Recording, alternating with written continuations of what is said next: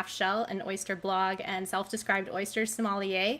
And I usually love to travel for oysters, but right now I can't. So the next best thing is to bring you cool oyster people from around the world to talk about eating oysters, cooking with oysters in their country. So today, my special guest is Elisa Peressin, and she is based in Playa del Coco in Costa Rica, a beautiful place that I got to visit just a couple of months ago in January. And Elisa actually moved to Costa Rica in 2013, kind of a career change, life change. And today is running this beautiful restaurant that overlooks the entire bay. So I'm going to bring her on right now. Hi. Hello, everybody. Hi, welcome. Thank you so Thank much for you being to here. contact me. It's a pleasure. Great. Yeah, it's good to see you again. And I know that we were supposed to have your husband Sandro join us, but he's not feeling well. So we're just going to have a one-on-one, just the two of us. So, Okay, I will try to do my best to take his experience to the interview. awesome. So Lisa, just tell me, I guess, oh, before I forget, I always forget this. Everybody, you can actually ask questions for Lisa in the comment section on either Facebook or YouTube, wherever you're tuning in. I'll pick the best ones at the end to have her answer. And if you're too shy, or if we kind of miss the questions at the end, we'll do our best to try and answer them afterwards, after the show in text. And so I always forget that part for some reason. So anyway, so back to you.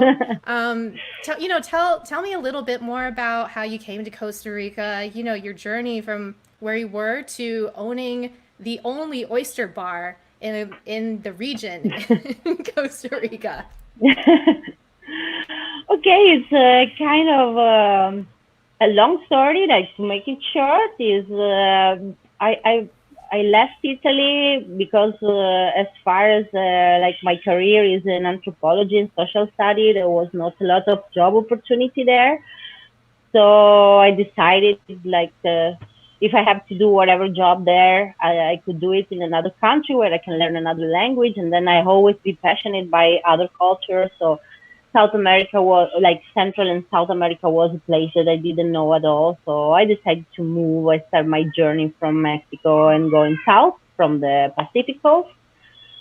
And then looking for job opportunity, I end up in Costa Rica. There I met a lot of people so nice with me that offered me a job. So I started working in the tourism, like in a resort first.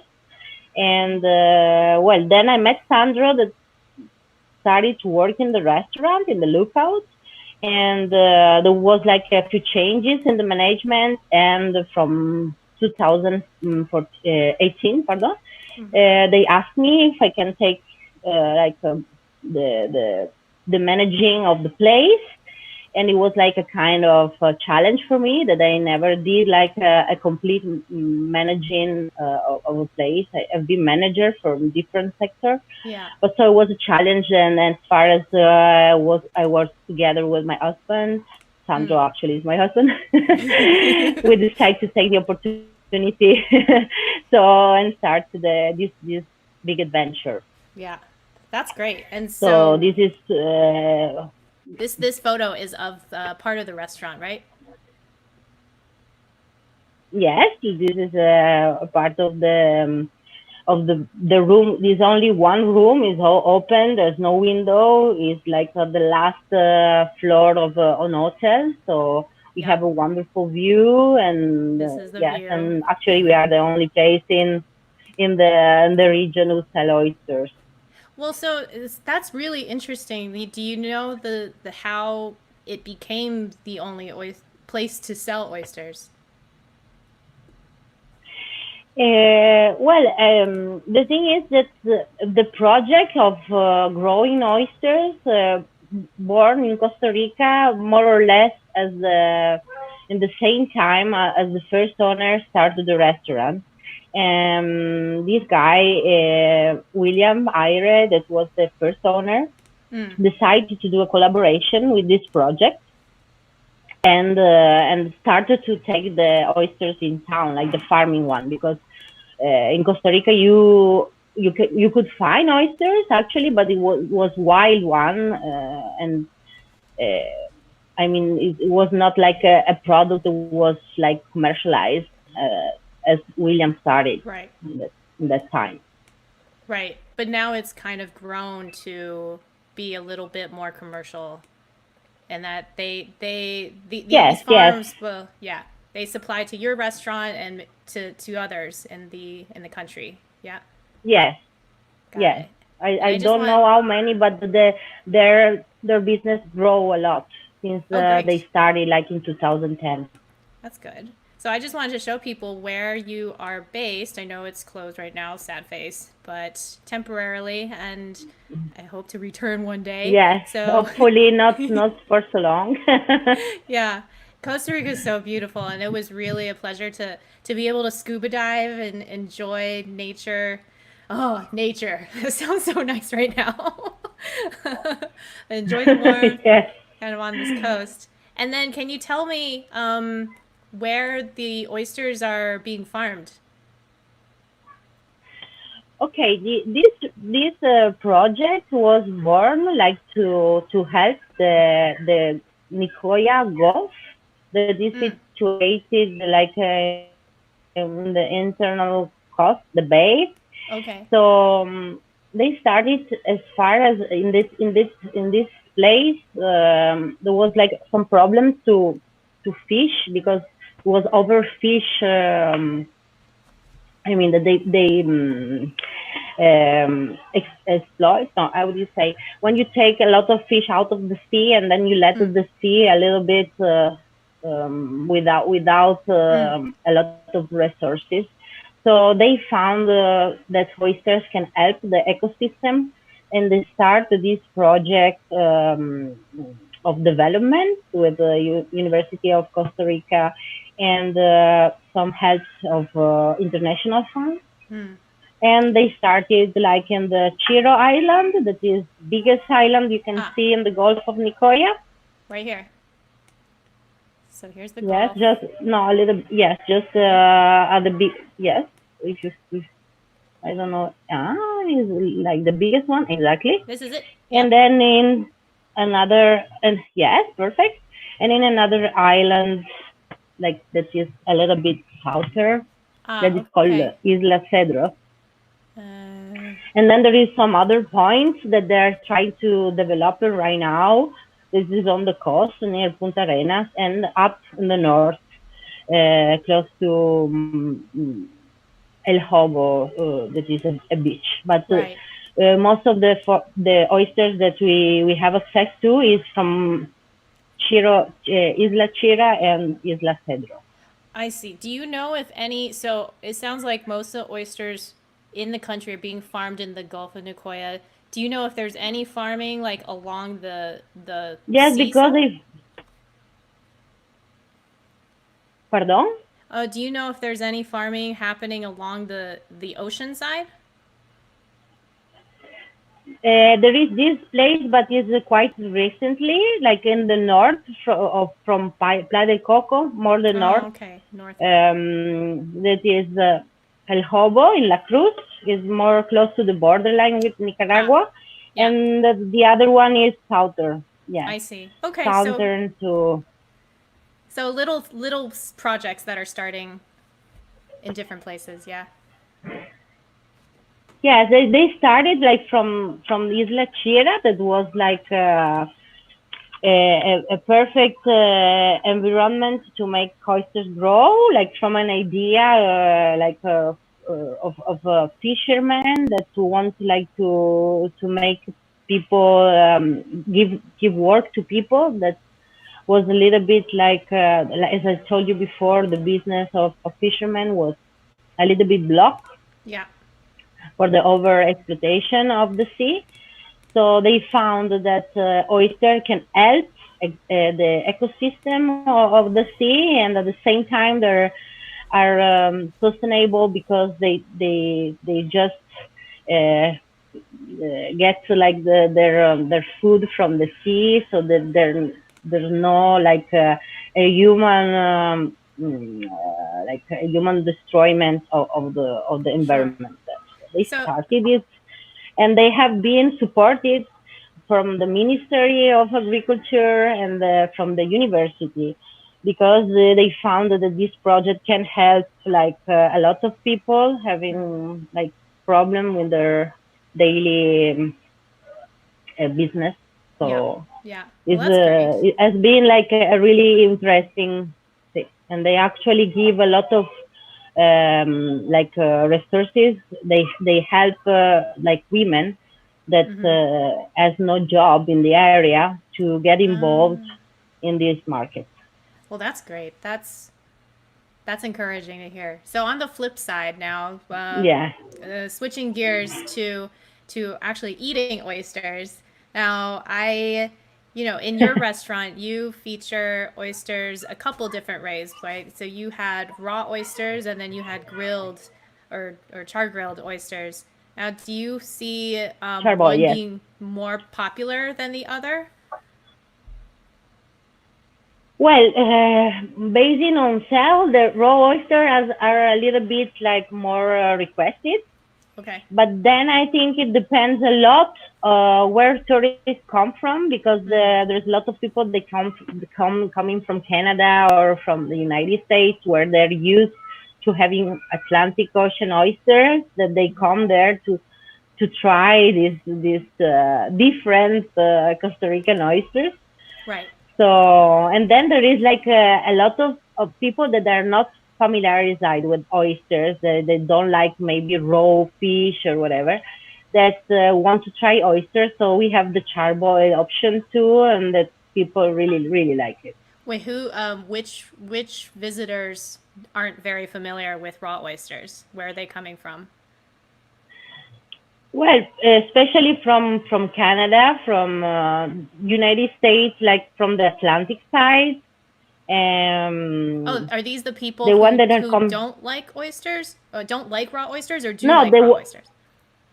do like. Ah, Yes, wait, these where? are the one that are already. Sorry, where are the people Uh, who don't like the raw oysters coming from? okay. Well, there's a lot of people that don't like raw fish at all, and like especially like the center of America, or some like Europeans that are not familiarized with raw fish. Well, I'm Okay. Italian, and I can tell that in Italy they're not really. I mean, in my region, or from the people I know, that prefer like the cooked fish. So Mm.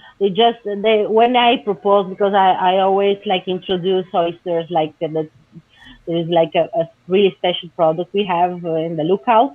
Yep. And if they say that, oh no, I don't like raw fish, I say no, we have the option that you can have Right. charboiled, and then I say, That's nice. So, oh gosh. So do you see like, I remember having a great, oyster and wine pairing. Is pairing oysters a popular thing to do?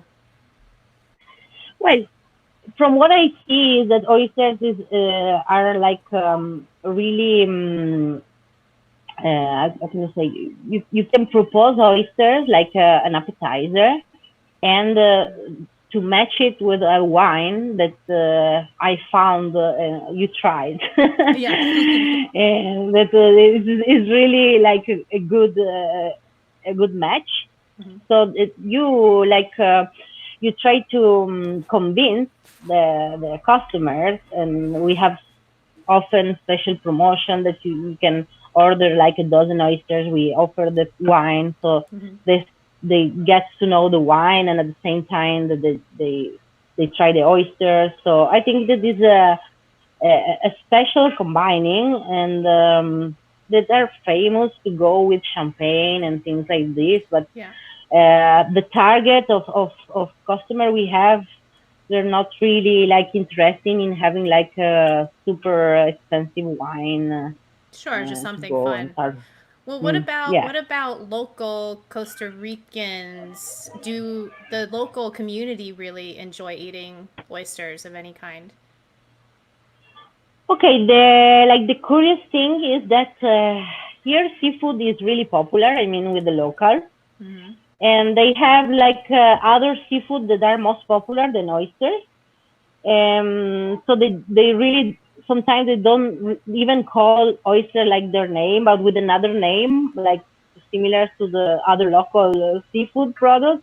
And Oh, then I try to explain them because yes, seafood is really popular, but oyster in a way that I'm used to see it like a European or the people, the tourists that come from United States or Canada are used to yeah. is different from people that are living here because I try to go deep in the investigation of this, and they're used to having like or the scuba diver that they find it in the ocean and they have it fresh as soon as they come up to the ocean, Hmm. or they do ceviche with oysters in the like in the tradition of I see. culinary Costa Rican food, but not like the way that we are used to see, like that you have the raw oyster with a cup of wine, like Yeah. a luxury product, right? I see. I see. Do you see, well, is there maybe like are any younger generations of Costa Ricans interested in You know, oyster? there's more people that coming maybe from the capital, from San Jose, Mm. Mm-hmm. that they having access to other information and maybe with other culture that they get like in contact with this oyster world, so Mm. they come and they want to try it. I see. And I think that is like more in the last 10 years that people get in contact with all with internet and globalization and everything, that they get in contact with other habits of Yeah. people, Yeah. that so they start to ask yes, they want to have it. Then there is like a curious local that wants to try and they say, yeah, give me one of each. So I will try and never have them. And Oh, that's good. we are, yes, of course. It's like tell your No, friends. the thing, no, the thing is that of course they're quite expensive because of the farm and all the costs that are involved. Yeah. So the thing that we can offer just only one because we sell them by unity. So permit people that just to have one to try, and why not Yeah. to give it a chance. So somebody just asked a question about these oysters. What's going on with that oyster? Is that shredded cheese? I think that's cheese. Is that cheese?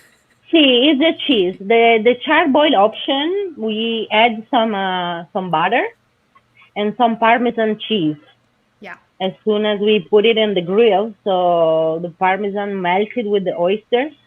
Yeah. And yes, the butter helps the Parmesan get melt, and they have this particular taste that with the the sea, the taste of the sea melted with the Parmesan. I know I'm Oh. Italian, so I'm particular. You know what that is? So It's umami. Having tried those oysters, I think it's actually I remember them being quite salty, like saltier than I thought they would be, and they had a very like marine-like quality. So the umami layer of that oyster was working incredibly well with the cheese. So that's why I think you get this yeah, really good combination. And then you have the wine and then the great view. It all yeah, works. it's a good place to enjoy like a nice moment. Yeah. So I forgot that I had some photos of where they're farming it. You know, they in Cheer Island. I imagine this Cheer Island or nearby? This is Chira Island. Ah, okay. And do you know what species of oyster they're growing? Do you know the scientific name? The Giga, Yeah. Okay. So that's the Giga, Giga. species. Yep. Yes. That's a very popular oyster species that is grown everywhere. So Well, I discovered to go deep in the investigation that like the first oysters that are taken were from Japan and from Chile. mm, So they try different like style, and they found that this one were like the better to make grow in this water. Got So it. this is the involvement of Japan in the project. Then it has been taken up from only the local government ministry and the university. I see. So the involvement of Japan was only at the beginning when they need like the seeds of oyster to Oh, start. okay. Now they say that there are the 13 or 14 generation of oyster, and they make the seeds directly in the university. Oh, wow. Okay, so they have a hatchery inside the university. Exactly. So there's like some I don't know how you call it in English, but the bigger one who stays there like for more than a year, Yes. that then they are taken into the university and they make them produce Yeah. excellent. Yeah. That's interesting. Now, have you heard of any research being done to reproduce the native species of oysters? The native one is the one that has been I mean the first was from Japan and Chile, Yeah. and then they make from the local one growth. Okay. So the one we have is completely 100% Costa Rican oyster. Okay. Very cool. Awesome. So I don't think there's any other questions from the audience, but I have one last one. I presume you actually like oysters, right? You like to eat them. So if you can go anywhere in the world to try their local oysters, where would you want to go? Well, I'm really curious because as far as I'm dealing with our customers, that sometimes they get surprised because they're really small compared to the one they have like from Atlantic uh, Ocean. Yeah. So I would like to try this big one and see the difference because some of them said that they are bigger, but the one they found here they're tastier. They're So I tastier. would like to compare them. So I think if we have the opportunity to go there, I would for sure try some Atlantic oysters. On the Atlantic side, any particular city or location you're thinking of? Well, there's a lot of Canadian that tell me about the Canadian oyster, like from the Atlantic side. So I Yeah. don't know exactly which locality, but yes, Yeah. I would Okay. like to try that one. Oh, fantastic. Awesome. Well, thank you so much for, chatting with me about the restaurant and the oyster culture. It sounds like there's so much potential, for growth there. We hope, yes. Yeah. I hope that, you guys stay safe and the restaurant will surely reopen and people come. Oh, and by the way, if you didn't see my announcement on other social platforms, Elisa and Sandra's restaurant was featured in the new Netflix show Restaurants on the Edge, which is a really cool show about. I mean, it's really a tourism show. Like you just want to visit these places, but their restaurant was featured in one of the ones that they decide to try and help improve. But I think you guys are just doing a good job already. Thank you so much. Thank you. Absolutely. And then follow them on the Lookout Coco. And yeah, I think that's it. Thank you again. Thank you. It was a pleasure to talk with you again. I hope we stay in touch to know more about oyster in the world. Yeah, sounds good. Thanks so much. Awesome. Well, thank you again for tuning in. Let's see. So coming up later this week, we're going to have Augustus Xu from Open Oyster in Hong Kong, another place that I've been to, oh God, like too long ago, but it's a fantastic place. And we're going to talk about oysters coming in from all around the world in Hong Kong. And then this weekend, we've got Mark Irwin from New Zealand, who will technically be the first guest I have who's not actually living in the country he's talking about. He is from New Zealand. He knows the bluff oyster industry very well. Right now, he and his family are residing in Vancouver. So we'll learn a bit more about New Zealand from Mark on Saturday. And if you like today's episode, please like, heart this video, subscribe, tell your friends, share it everywhere. If you're craving oysters after this, I know I am, you can always buy them through the different farmers who are selling directly to consumers. This is only in the US right now, but it's at oyster.guru/shop. And if you want to look at the full schedule or revisit some of my past episodes, it's also at oysterguru.com/live. So thanks again for tuning in. I'll see you in a couple of days.